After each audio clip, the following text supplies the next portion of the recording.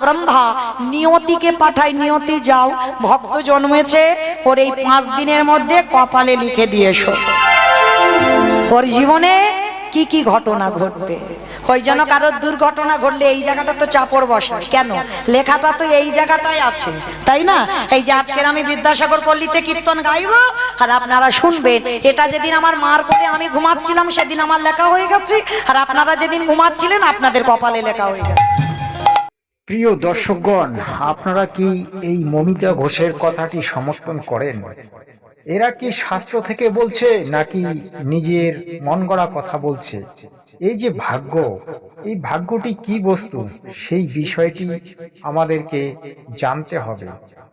আমরা ভাগ্য জানি, অর্থাৎ কপালের লেখা, কিন্তু কপালের লেখা কখন হয়?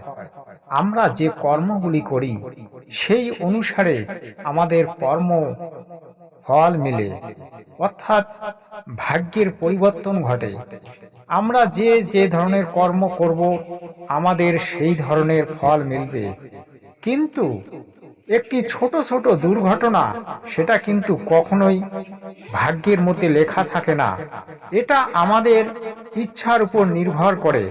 আজকে যে যেমন ইচ্ছা প্রকট করবে ঠিক তেমনি তার কাছে সেই রকম সেরকম ভাব উপস্থিত হয়ে আসবে, এটা সত্য। মাননীয় যমরাজের কাছে 2টি মন্ত্রী আছে, যে মন্ত্রী 2টি আমাদের সব লেখাজোখা পাপ পুণ্য সব বিচার করেন এবং লিখে রাখেন। এই 2জন মন্ত্রী হচ্ছে গুপ্ত আর চিত্র। এই 2 মন্ত্রী দ্বারা যমরাজ মানুষের ভাগ্যের লিখন আর তার কর্মফলের বিচার করেন।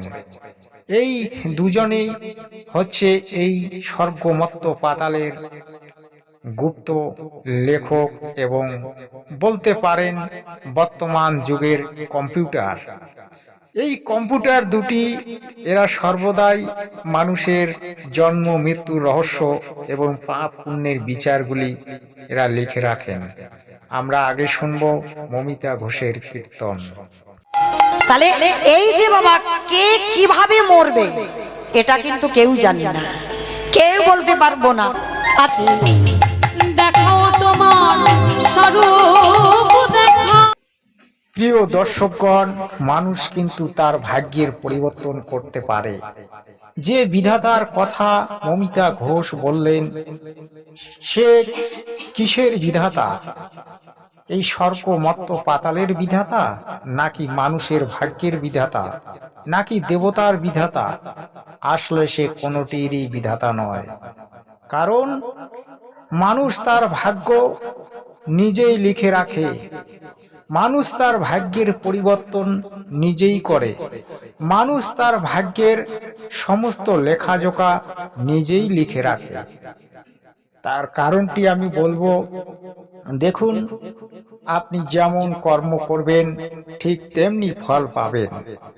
আপনি যদি আজ পাপ করেন তাহলে পাপ কর্মের ফল কিন্তু আপনাকে ভুগতেই হবে, আর আপনি যদি পুণ্য কর্ম করেন তাহলে পুণ্য কর্মের ফল আপনি নিশ্চয়ই পাবেন। আপনি যদি স্বর্গ যাওয়ার জন্য দান ধ্যান যজ্ঞ আদি করেন আপনি নিশ্চয়ই স্বর্গে পৌঁছবেন।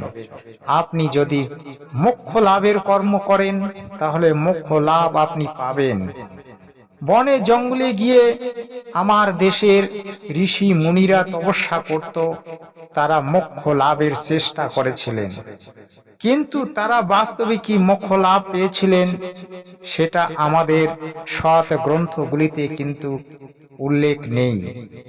আসলে তারা ব্রহ্মলোক পর্যন্ত পৌঁছে গিয়েছিলেন, তারা ব্রহ্মলোকের খবর জানতেন, কিন্তু ব্রহ্মলোকের উপরে যে লোক আছে সেই খবরগুলি কিন্তু তারা জানতেন না।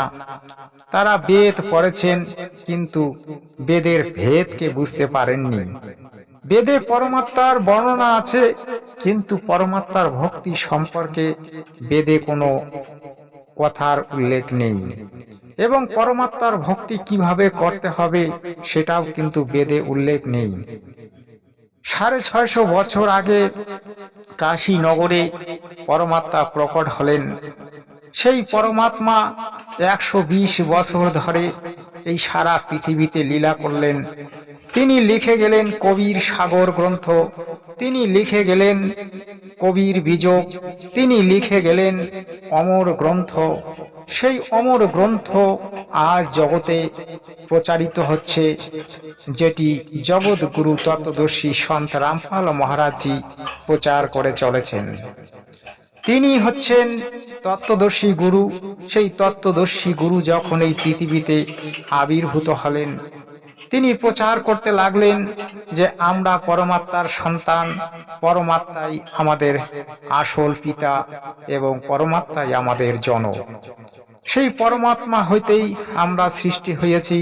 আবার যদি আমরা ইচ্ছা করি সেই পরমাত্মার কাছেই পৌঁছে যাব। সেই পরমাত্মা কোথায় থাকে? তিনি থাকেন সত্যলোকে, এবং তিনি সত্যলোকে থেকেই আমাদেরকে পরিচালনা করেন, আমাদের লালন পোষণ করেন। আমরা যদি সেই পরমাত্মার ভক্তি করি তাহলে কিন্তু আমরা আবার সত্য লোকে যেতে পারবো। সেই ভক্তি নিয়ে এসেছেন আজ জগৎগুরু তত্ত্বদর্শী সন্ত রামপাল মহারাজজি। তিনি তার প্রিয় আত্মাদেরকে তিনি নিজের কাছে ডেকে নিচ্ছেন। তিনি বারবার বলেন, পুণ্যাত্মা ব্যক্তিগণ, যারা আজ এই জগতে পুণ্যাত্মা ব্যক্তি আছে তারা সকলেই সন্ত রামপাল মহারাজের শিষ্যত্ব গ্রহণ করছে। সেটা যে কোনো ভাবেই হোক, পরমাত্মা কিন্তু তাকে টেনে নিচ্ছেন। আর যারা এই জগতে পুরা পাপ করেছেন, যারা নিজের আত্মাকে অশুদ্ধ করেছেন, তারা কিন্তু এই কালের জালেই রয়ে যাবেন। কালের যে ভয়ঙ্কর জাল, সেটা কিন্তু জগৎগুরু তত্ত্বদর্শী সন্ত রামপাল মহারাজজি নিজের প্রবচনের মধ্যে বারবার তার ভক্তদেরকে বুঝিয়ে দিয়েছেন এবং জগৎকে বোঝাচ্ছেন। তার লিখিত জ্ঞানগঙ্গা পুস্তক, জীবনের পথ পুস্তক, ভক্তিবোধ, মুক্তিবোধ, গীতা তেরা, জ্ঞান অমৃত, গহিরি নজর গীতা, এই সমস্ত গ্রন্থে তিনি বারবার উল্লেখ করে দিয়েছেন এবং তিনি আরো অনেকগুলি গ্রন্থ রচনা করেছেন। তিনি এটাও বলেছেন যে হিন্দু ধর্ম মহান, কিন্তু হিন্দু ধর্ম মহান কিভাবে হবে সে বিষয়টিও তিনি উল্লেখ করেছেন। যখন আমরা এক পরমাত্মার ভক্তি করব, সবার মালিক একজন, সেই মালিকের আমরা যখন ভক্তি করব তখনই আমরা আসল সনাতন ধর্মী হব। কারণ সনাতন ধর্মে এতগুলি দেবদেবীর পূজার কোনো বিধান নেই, আছে শুধু সাধনা। কিন্তু আজ লালচি গুরু আর লালচি পুরোহিতরা আমাদের দ্বারা এই সমস্ত অসৎ কর্ম করাচ্ছেন, আমাদেরকে এরা নরকে পাঠাচ্ছেন, কিন্তু আমরা সেটা আদৌ বুঝতে পারছি না। তাই আজকে আমি আপনাদের কাছে অনুরোধ রাখবো যে আপনারা জগৎগুরুর প্রবচনগুলি শুনবেন এবং জ্ঞান গঙ্গা জীবনের পথ পুস্তক পড়বেন, তাহলে আপনারা বিস্তারিত জানতে পারবেন। আজকের ভিডিওটি এই পর্যন্তই, কারণ এই ভিডিওর মাধ্যমে আমি আপনাদেরকে বার্তা দিলাম আপনারা জেগে উঠুন আর সনাতন ধর্মটাকে জেগে তুলুন। তাই আজ আপামর জনতার কাছে দৃষ্টি আকর্ষণ রইল সৎ সাহেব।